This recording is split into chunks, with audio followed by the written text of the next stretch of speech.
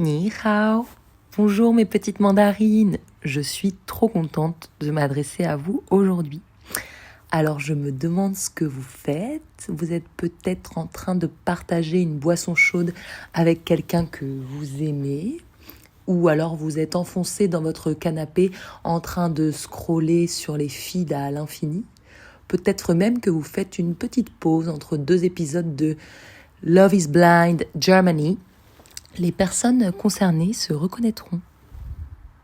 Pour ma part, nous sommes le samedi 8 février et je vous parle depuis mon lit ici à Pékin. Je vais essayer en quelques minutes de vous résumer la semaine qui vient de s'écouler et qui pourrait se résumer en 3 expressions. La première, c'est ACAB, All Cops are beautiful, dans ce cas très précis. La deuxième, c'est prenez bien soin de votre santé. Et la troisième, c'est l'agence à Pékin. Alors depuis qu'on est arrivé, nous avons pu observer un certain nombre des membres des forces de l'ordre. Ceux qui m'ont le plus frappé étant les officiers vêtus de très élégants et impeccables uniformes verts et rouges qui sont postés à différents endroits, notamment devant le métro, et qui sont extrêmement immobiles.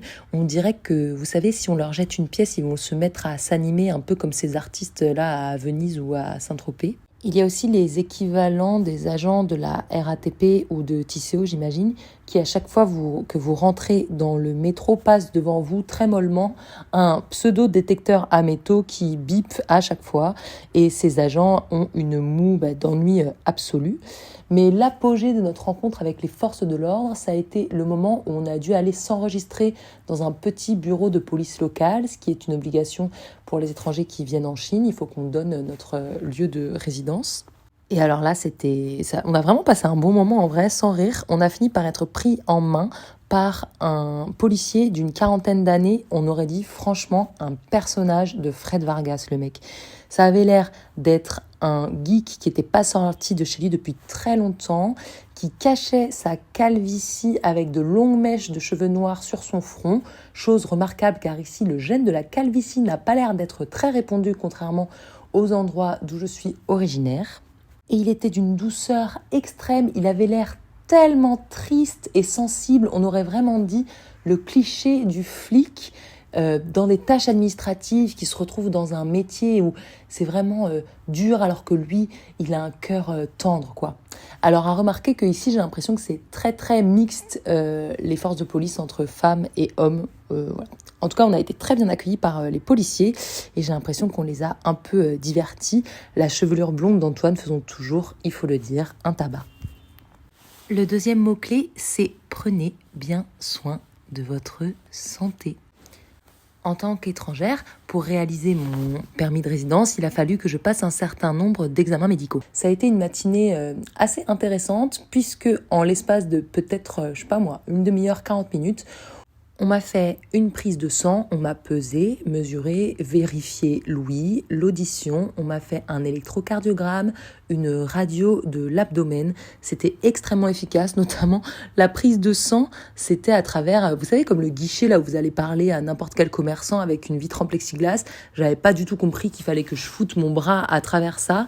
Ça n'a pas trop plu à l'infirmière qui a dû, je crois, me trouver un peu lente. J'en profite pour dire que cette infirmière chinoise, c'était un peu une exception parce qu'ici, dans 95% des cas, les gens sont vraiment très patients et même si c'est difficile de se comprendre, ils passent pas mal de temps à essayer de comprendre ce qu'on veut dire et de nous faire comprendre ce que eux veulent dire. Notamment, par exemple, hier soir, on est au restaurant et il y a un monsieur qui vient me donner un sac plastique, un sac poubelle dans lequel je mets les détritus qu'il y a sur la table. Alors, je vois qu'il me regarde.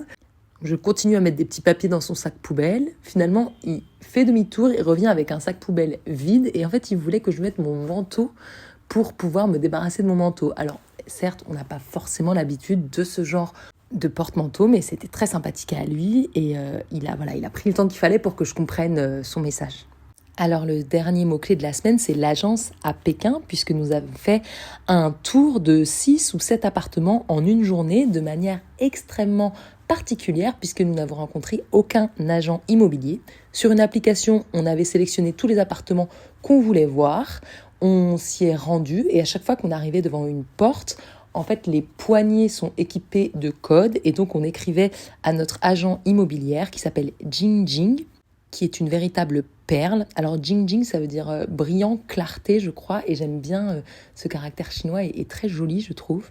Et donc, pour nous, elle a discuté avec les gardiens d'immeubles qui ne voulaient pas nous donner les bips d'ascenseur. Elle était extrêmement patiente et aidante. Et donc, on a sillonné tout ce quartier pour finalement choisir le premier appartement qu'on allait visiter et qui répondait à tous nos critères. Donc ça, c'est super. Donc là, nous sommes installés dans notre appartement pékinois au 21e étage avec une vue sur bien la ville qui n'en finit pas de s'étendre à nos pieds. Il reste bien sûr encore quelques détails pour s'installer parce que c'est un meublé mais assez rudimentaire. Donc j'ai fait un tour chez Ikea chinois pour acheter 2-3 trucs. Ikea chinois, c'est pareil que Ikea chez nous, à part que vous avez des enfants chinois qui dorment dans des caddies, des grand-mères chinoises qui dorment sur les lits d'exposition et les mémoires de Mao Tse-tung sur les tables de nuit. Mais franchement, pas grande différence. C'est ce qu'on appelle, mes chéris, la mondialisation. Alors, dans le prochain épisode, vous apprendrez si nous avons décidé de fuir un petit peu la ville pour aller nous mettre au vert et vous parler, qui sait, de la campagne chinoise. Je vous embrasse tous et j'espère que vous continuerez votre journée ou votre soirée dans la plus grande des douceurs. À plus. 再见